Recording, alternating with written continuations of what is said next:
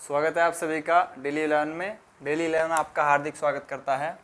आज के अपने इस सेशन में हम इतिहास की शुरुआत करने वाले हैं। इतिहास में भी हम सुविधा के लिए इतिहास को 3 भागों में बांटा गया है: प्राचीन, मध्य, आधुनिक। आज हम अपनी शुरुआत प्राचीन भारत से करने वाले हैं। आगामी जितने भी लेक्चर होंगे वे इतिहास से संबंधित होंगे। तो शुरू करते हैं बिना किसी देरी के। इतिहास, फादर ऑफ हिस्ट्री किसे कहा जाता है? हेरोडोटस को। महाकाव्य पुराणों में भारत को भारतवर्ष कहा गया है। महाकाव्य या फिर पुराणों में भारत वर्ष कहा गया है या फिर भरतों का देश। ठीक है। यहाँ पर जामुन के वृक्षों की अधिकता के कारण भारत को जम्बूद्वीप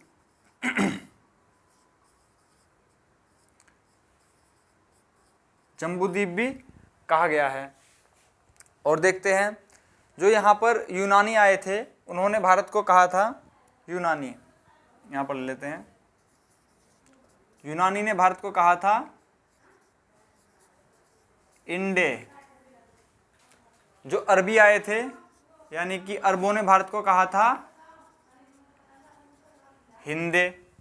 ये कुछ क्वेश्चन है, इनको आप ध्यान में रखिएगा या फिर नोट्स बना लीजिए, उनको साथ में लेकर चलिएगा। और चलो स्टार्ट करते हैं नेक्स्ट। और हमारे पास क्या है? ठीक है, शुरू करते हैं।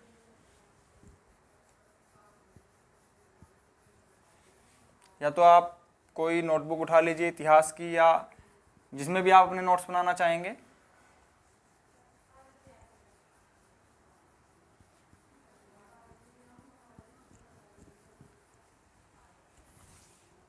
ठीक है।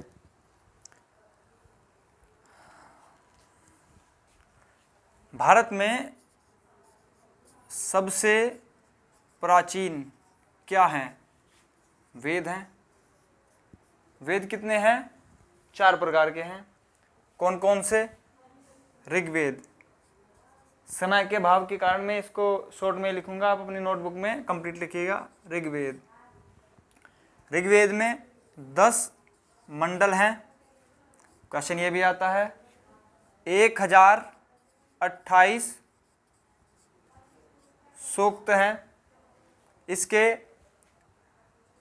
तीसरे मंडल में गायत्री मंत्र है, जो विश्वामित्र जी द्वारा लिखित है। ठीक है। इसके 90 मंडल में है इसके देवता सोम का उल्लेख है। जो इसको पढ़ते हैं जो उन्हें कहा जाता है होत्र। तो ये थे ऋग्वेद से संबंधित कुछ क्वेश्चन। लिख लीजिए, या तो वीडियो को पॉज कर लीजिए या फिर साथ साथ लिखते चलिए। बात करते हैं नेक्स्ट। ऋग्वेद सबसे प्राचीन वेद है। इसके बाद देखते हैं हम यजुर्वेद। यजुर्वेद में यज्ञों के नियमों के बारे में बताया गया है। लिख लीजिए, यज्ञों के नियम। नेक्स्ट हमारा आता है सामवेद। सामवेद में क्या जानकारी दी गई है? संगीत। संगीत से संबंधित सामवेद है। इनसे सिर्फ इतने ही क्वेश्चन आएंगे। नेक्स्ट, ज़्यादा डीप नहीं जाएंगे। नेक्स्ट है लास्ट हमारा अथर्ववेद। इसके बारे में किस विषय में जानकारी दी गई है? जादू टोना।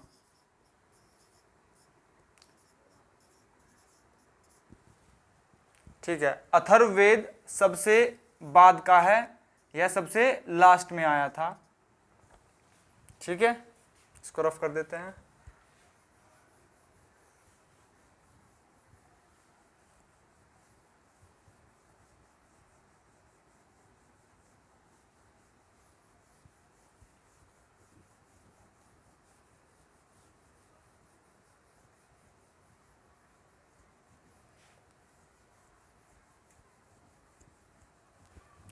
नेक्स्ट देखते हैं हमारे पास क्या है।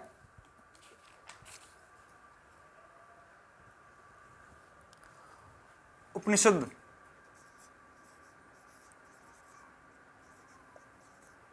उपनिषद कितने होते हैं, क्वेश्चन पूछा गया है, पेपर में आया भी है। उपनिषद होते हैं 108।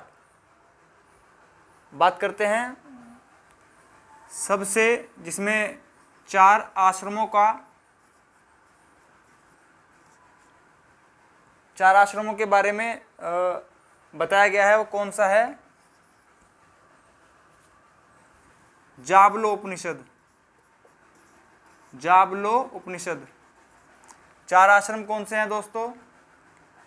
इसमें था बालवस्था, नहीं, ब्रह्मचर्य स्टार्टिंग के 25 साल, गृहस्थ 26 से 50, वानप्रस्थ 51 से 75, संन्यास 76 से 100। क्वेश्चन जो एग्जाम में आएगा वो होगा उपनिषद कितने हैं? 108। 4 आश्रम जो अवस्था है किसमें बताया गया है? जाबलो उपनिषद में। नेक्स्ट चलते हैं वेदांग। वेदांग कितने हैं? वेदांगों की संख्या है 6। पुराणों की संख्या कितनी है?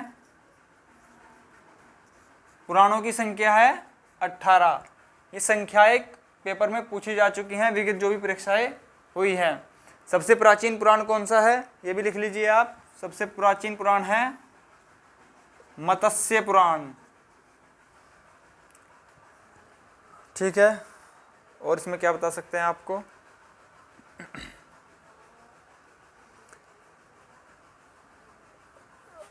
जम्मू कश्मीर से संबंधित कुछ देख लेते हैं। रजत रंगनी। रजत रंगनी जो पुस्तक है वो लिखी गई है कल्हण द्वारा। रजत रंगनी का अर्थ होता है राजाओं की नदी। नेक्स्ट देखते हैं अष्टाध्यायी। अष्टाध्यायी लिखी गई है पणनी द्वारा। अष्टाध्यायी व्याकरण, संस्कृत भाषा का व्याकरण है। इसे संस्कृत का व्याकरण भी कहा जाता है। क्वेश्चन ये होगा एक कि सबसे पहले लिपि शब्द का जिक्र कहाँ किया गया है, तो यह किया गया है अष्टाध्यायी में। लिपि जो मैं यहाँ पर लिख रहा हूँ यह है देवनागरी लिपि। हिंदी देवनागरी लिपि में ही लिखी जाती है, देवनागरी लिपि। हिंदी कैसे लिखी जाती है? बाएं से दाएं की ओर। ठीक है, लिपि से संबंधित एक क्वेश्चन आपको ये बता सकता हूँ, सिंधु। सिंधु लिपि कैसे लिखी जाती है? पहले देवनागरी देख लीजिए। देवनागरी बाएं से दाएं, अगेन बाएं से दाएं, अगेन बाएं से दाएं। सिंधु लिपि उल्टा होती है। सिंधु लिपि होती है दाएं से बाएं, देन नेक्स्ट लाइन दाएं से बाएं ना होकर बाएं से ही दाएं जाएगी। ठीक है, क्वेश्चन एग्जाम में आता है कि ब्रह्मी लिपि कैसे लिखी जाती है, नहीं, सिंधु लिपि कैसे लिखी जाती है? तो पहली लाइन तो होगी दाएं से बाएं, दूसरी होगी बाएं से दाएं। क्वेश्चन आएगा दूसरी लाइन से। ठीक है, और जो सिंधु लिपि थी वो थी भाव चित्रात्मक। भाव चित्रात्मक, यह अभी तक पढ़ी नहीं जा चुकी है, किसी से पढ़ी नहीं गई है। नेक्स्ट देखते हैं यूनानी के लेखक। पहले इसको रफ कर देता हूं मैं।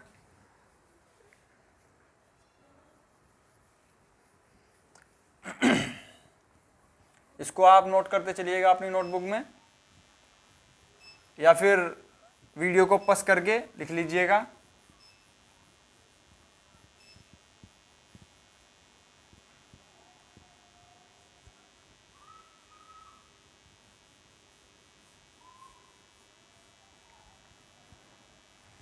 बात करते हैं जो यूनान से लेखक आए थे उनके बारे में, उनसे हमें क्या क्या जानकारी मिलती है यूनान लेखकों के बारे में।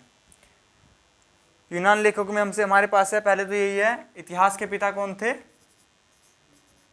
हेरोडोटस। इन्होंने कौन सी पुस्तक लिखी है? हिस्टोरिका। ये आप लिखते चलिएगा, हिस्टोरिका लिखी है। नेक्स्ट है हमारे पास मेगास्थनीज। इसका तो आपको सभी को पता होगा, मेगास्थनीज। मेगास्थनीज ने कौन सी पुस्तक लिखी है? इंडिका। यह किसके काल में आए थे? इंडिका में किसके बारे में जिक्र मिलता है? चंद्रगुप्त मौर्य। ये सेल्यूकस निकेटर के राजदूत थे, सेल्यूकस निकेटर। नेक्स्ट देखते हैं टालमी, यहीं पढ़ लेते हैं। टोलमी द्वारा कौन सी पुस्तक लिखी गई है फ्रेंड्स? भारत का भूगोल। भारत का भूगोल यानी कि ज्योग्राफी ऑफ इंडिया। नेक्स्ट हमारे पास लेखक हैं प्लिनी। इनके द्वारा कौन सी पुस्तक लिखी गई है? Natural history. और हमारे पास लास्ट लेखक है यहाँ पर, ये पुस्तक का नाम है Periplus of the Erythraean Sea. Erythraean Sea. Exam में क्वेश्चन इससे भी आया है। क्वेश्चन ऐसे होगा, ध्यान से सुनिए, Periplus of the Erythraean Sea पुस्तक के लेखक कौन है? वहां पर ऑप्शन होगा, option A Ptolemy, option B Pliny, option C Megasthenes, option D इनमें से कोई नहीं। इनमें से कोई नहीं, तो हमारा करेक्ट आंसर होगा इनमें से कोई नहीं, क्योंकि जो यह पुस्तक लिखी गई है इसके लेखक का किसी को पता नहीं, वो क्या है? अज्ञात। तो इसीलिए यह इंपॉर्टेंट हो जाती है। देखते हैं चीनी लेखक, इसको उतार लीजिए आप।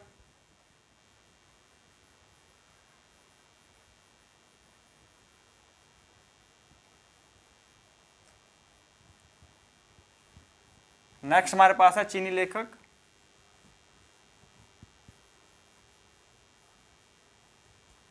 चीनी लेखक में हमारे पास सबसे पहले है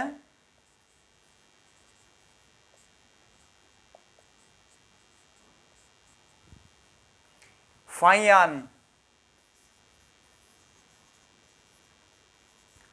नॉर्मल सा क्वेश्चन ऐसे भी आ जाता है, 2-3 लेखक के नाम दे दिए जाएंगे और पूछेंगे चीन का कौन सा था, अरब से कौन सा था, यूनान से कौन सा था, तो उसको भी आप अपने संज्ञान में रखिएगा। फाइयान द्वितीय, फाइयान किसके काल में आया था? चंद्रगुप्त द्वितीय के काल में। चंद्रगुप्त द्वितीय, ये चंद्रगुप्त मौर्य, मौर्य वंश से एकदम अलग है चंद्रगुप्त द्वितीय। इसका दूसरा नाम है विक्रमादित्य। याद रखने का तरीका क्या हो सकता है? द्वितीय द्वितीय।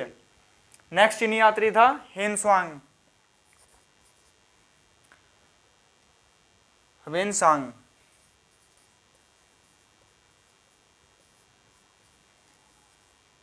ये किसके काल में आए थे?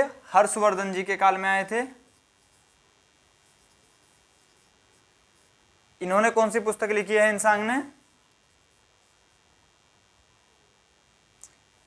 CU की। ठीक है, अब चलते हैं अरबी लेखक की ओर। अरबी लेखक,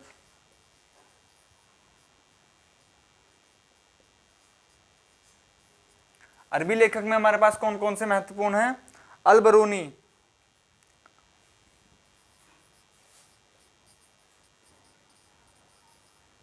अल बरूनी ये किसके काल में आए थे? किसके साथ आए थे? महमूद गजनवी। महमूद गजनवी के काल में आए थे। इनकी पुस्तक बहुत ही महत्वपूर्ण इंपॉर्टेंट है। इनकी पुस्तक का नाम था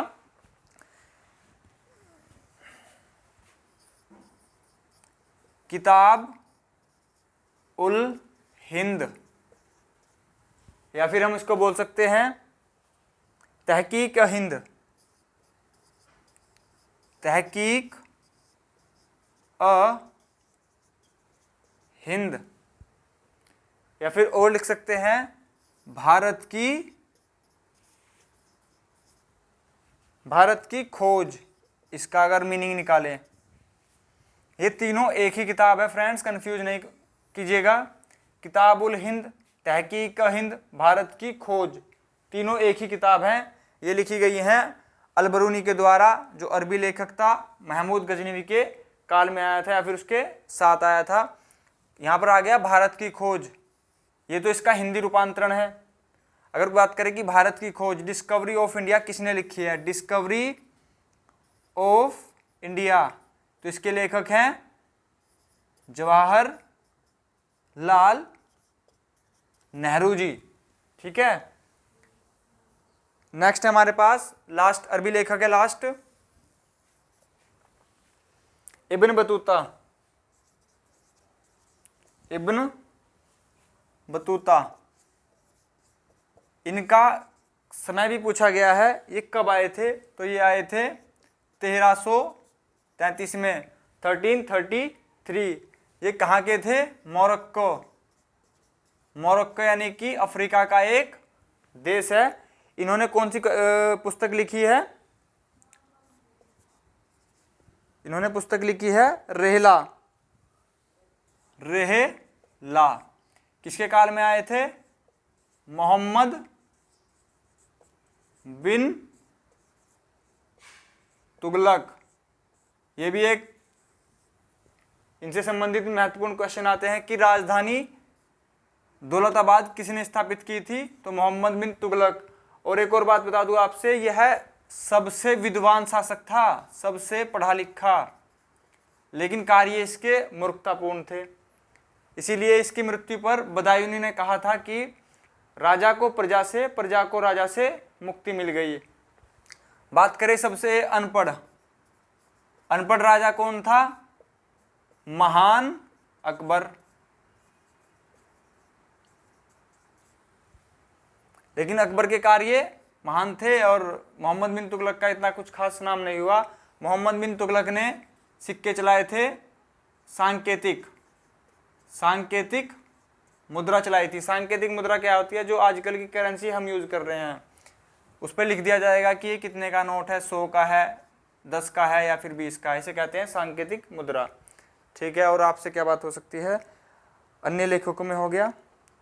ठीक है, और देखते हैं, इसको लिख लीजिए वीडियो पॉज करके। ठीक है,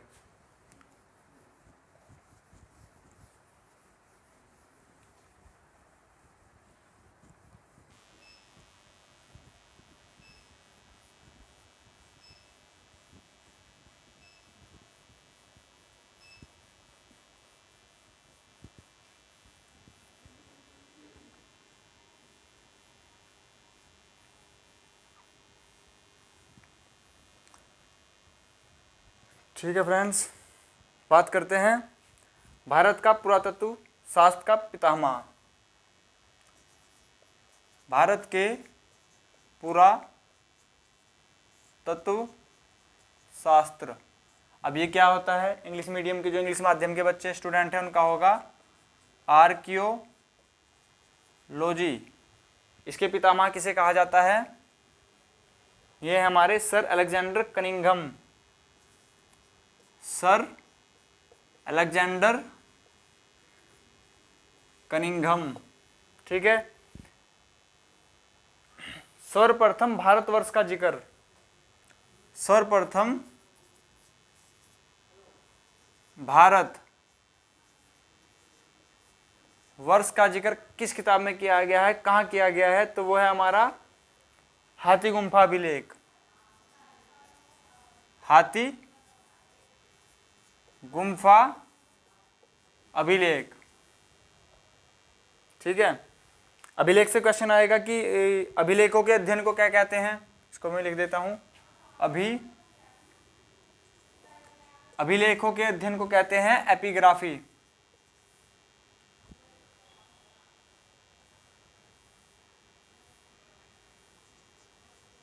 एपिग्राफी। ये सभी क्वेश्चन जो मैं बोल रहा हूं ये सभी क्वेश्चन पेपर में पूछे जा चुके हैं, इसको आप नोट करते रहिएगा, ठीक है।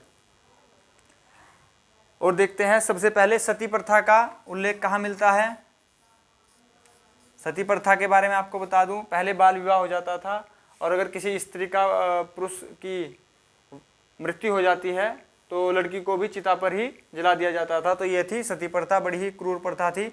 इसका सबसे पहले जिक्र किस अभिलेख में किया गया है? ऐरण अभिलेख। ऐरण अभिलेख, ठीक है। बात करते हैं रेशम बुनकरों का जिक्र सबसे पहले किस अभिलेख में किया गया है? रेशम बुनकर, जो रेशम बुनते हैं उनका किया गया है मंदसौर अभिलेख में। मंदसौर अभिलेख में। आगे चलते हैं। गर्तवास। गर्तवास किसे कहते हैं दोस्तों? जमीन के अंदर गड्ढा बनाकर रहने के गर्तवास कहते हैं। ये होता है जमीन के अंदर घर होता है। ये कहाँ से मिला है? कश्मीर से। इसमें मनुष्य के साथ कुत्ते को दफनाने के साक्ष्य मिले हैं। आगे चलते हैं। आहत सिक्के। आहत सिक्के यहां पर लिख देता हूं। आहत सिक्के क्या होता है? आहत सिक्के होता है जिन सिक्कों पर मोहर लगाई जाती है प्रेशर के द्वारा, उन्हें आहत सिक्के कहा जाता है। और इसको दूसरी भाषा में हम कह सकते हैं कासारपण। कासारपण, ये क्वेश्चन आ चुका है, ठीक है फ्रेंड्स। आगे चलते हैं।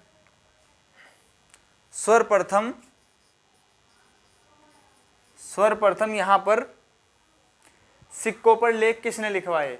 सिक्कों पर लेख लिखवा देते हैं। तो सर्वप्रथम सिक्कों पर लेख लिखवाने का कार्य किसने किया है? यवन शासकों ने। स्वर्ण सिक्के भी यवन शासकों ने सर्वप्रथम चलाए थे, लेकिन अगर अधिक मात्रा में बात की जाए तो वो कनिष्क के काल में चलाए गए थे। नेक्स्ट चलते हैं। तो यहाँ पर हम एक टॉपिक और रह रहा है, उसके बाद वीडियो का समाप्ति करेंगे।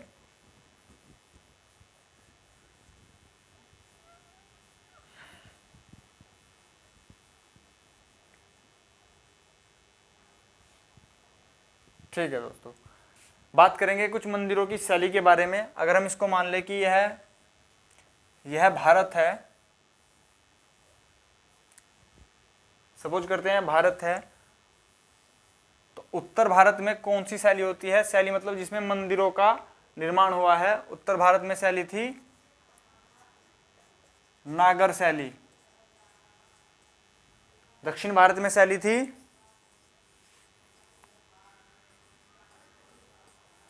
द्रविड़ शैली।